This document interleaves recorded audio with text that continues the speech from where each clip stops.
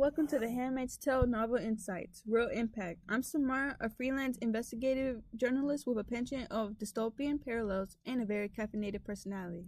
And I'm Alacia, a professor of sociology who lives for destructing power structures and finding the way behind the what. I'm Marquez, a personal security consultant and tech developer.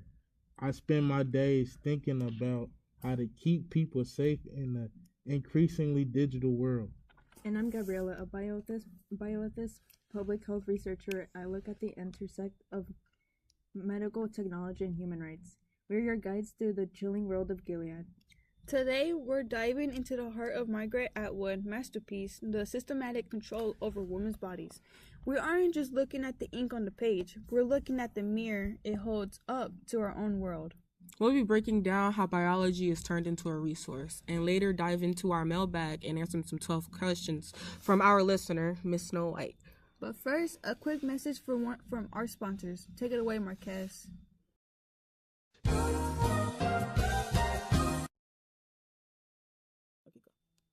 Marquez here, listen up. Personal safety isn't a game, so why are you still carrying around that bulky purple spray in the bottom of your bag? Introducing the new Swiper No Swiping, the world's first integrated self-defense phone case.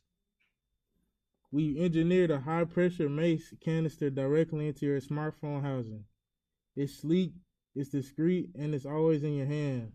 When danger approaches, you don't dig through your purse. You just aim and click. One blast ensures that if someone tries to swipe your peace of mind, they'll be too busy seeing stars to see your screen. Swiper No Swiping, because your safety should be as mobile as you are. All right, let's get into the heart of this. Malaysia, when you look at how women are treated in this book, what's the big takeaway? The big point is that Gilead, women treated like people anymore. Like, they're not considered people. They are treated like rag dolls. They're pretty much equipment, you know? Like the walker, the womb, she no longer has a name for herself. And she's being taken away from society. And now she became a human vending machine. Right, and the line, "we are containers," is so creepy. It's like saying the person on the outside doesn't matter. Only what's sitting on the shelf inside. It's service over self. Exactly, and to dig deeper into that equipment idea, I want to bring Marquez and Gabriela in. Marquez, as a security expert, how does Gilead manage that level of control? You know, it's interesting. In my line of work, we talk about assets and tracking in Gilead. They do not this literal. Handmaids are marked with serial numbers. They are tattooed on the ankle. It's the ultimate way to say you are a piece of state property. In the real world, we see this whenever people are reduced to date points.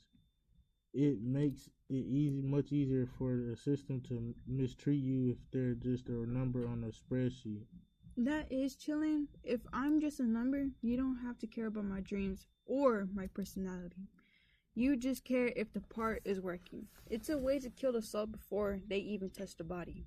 And speaking of body working, Gabriela, what do you see from the medical ethics perspective? This is where it gets dark. In the book, women are more likely to have access to medication only when it helps unborn baby. If the handmaids are in pain, the state ignores it unless the pain threatens the production of the baby. It's like a car. You don't change the oil because you love the metal. You change it so the car keeps driving where you want to go. My belief is that healthcare should be about the person standing in front of you, not just their function. Spot on. It's the same old story. People in power trying to treat women's body like it's public property instead of her own. Guys, I don't want to get too much into it yet. We do have a commercial break coming in. Gabriela, take it away.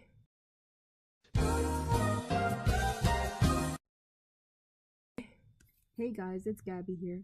Are you tired of the soul-crushing commute? Fed up with traffic jams? It's time to break the speed limit of life with Flash Skates.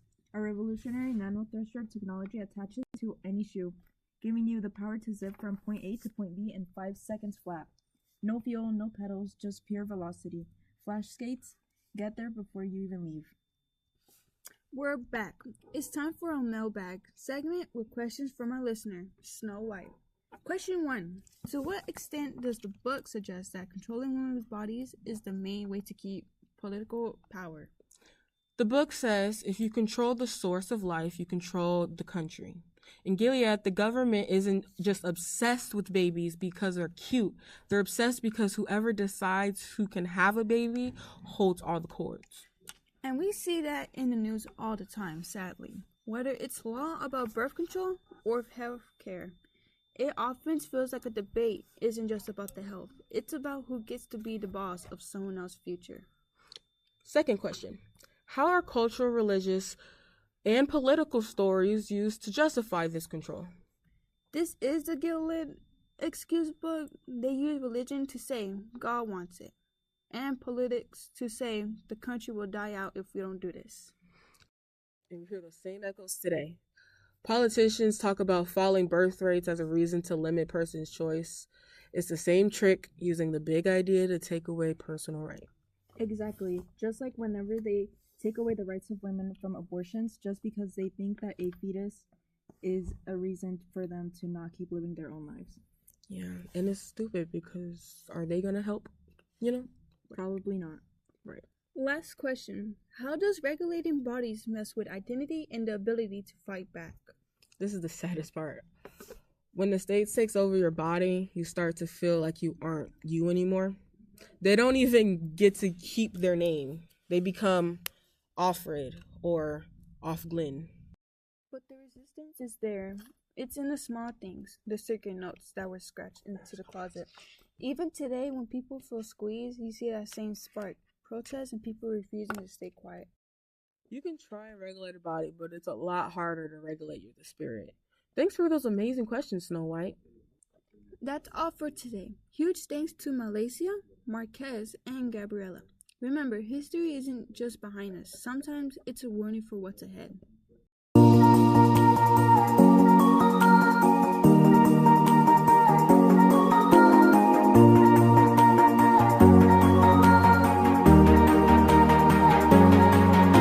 Stay curious, stay loud, and don't let the bastards grind you down.